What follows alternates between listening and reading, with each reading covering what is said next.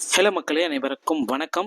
இன்னைக்கு நம்ம இந்த வீடியோவில் இதை பற்றி பார்க்க போகிறோம் அப்படின்னு பார்த்தீங்கன்னா, தமிழக அரசு போக்குவரத்து கழகங்களில் வந்திருக்க ஒரு சில முக்கியமான தகவல்களை பற்றி இந்த வீடியோவில் பார்க்கலாங்க.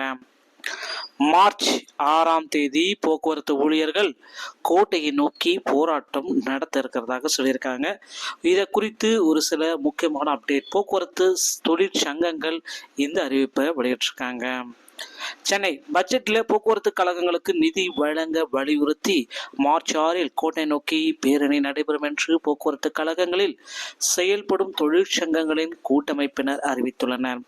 இது தொடர்பாக சிஐடியு, ஏஐடிசிஇ, பணியாளர் சம்மேளனம் ஆகிய சங்கங்களை உள்ளடக்கிய கூட்டமைப்பு விடுத்த அறிக்கையில் ஊதிய பேச்சுவார்த்தை தொடர்பான அறிவிப்பு எதுவும் இல்லாத நிலையில் அடுத்த மாதம் சட்டப்பேரவையில் நிதிநிலை அறிக்கை தாக்கல் செய்யப்பட உள்ளது.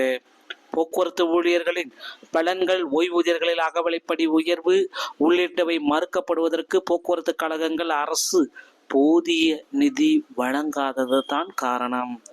அதே நேரம் 2022ஆம் ஆண்டு வரவுக்கும் செலவுக்குமான வித்தியாச தொகை வழங்குவதற்கு குழு அமைக்கப்பட்டு அரசாணையும் பிறப்பிக்கப்பட்டது. ஆனால் இதுவரை எந்த விதமான நிதியும் ஒதுக்கப்படவில்லை. எனவே நிதிநிலை அறிக்கையில் போக்குவரத்து கழகங்களில் வரவுக்கும் செலவுக்குமான உரிய நிதி வழங்கணும். மார்ச் 6ஆம் தேதி பல்லவன் இல்லத்தில் இருந்து கோட்டை நோக்கி பேரணி நடப்பு முடிவு செய்துள்ளோம் தகவல் குறிப்பிட்டிருக்காங்க. ஸோ அனைத்து பிரச்சனைக்கும் இதில் தீர்வு கிடைக்கும் அப்படின்றது மக்கள் எல்லாருமே எதிர்பார்த்துட்டு இருக்காங்க. ஸோ அடுத்து பார்த்தீங்கன்னா, அந்த போக்குவரத்து கழகத்தில் புதிய அறிவிப்பு விரைவில் வெளியிட போகிறாங்க அப்படின்றத நமக்கு குறிப்பிட்டிருக்காங்க. ஸோ நீங்கள் போக்குவரத்து கழகத்தில் ஜாயின் பண்ணணும் அப்படின்னா சில விதிமுறைகள் எல்லாமே இருக்குங்க.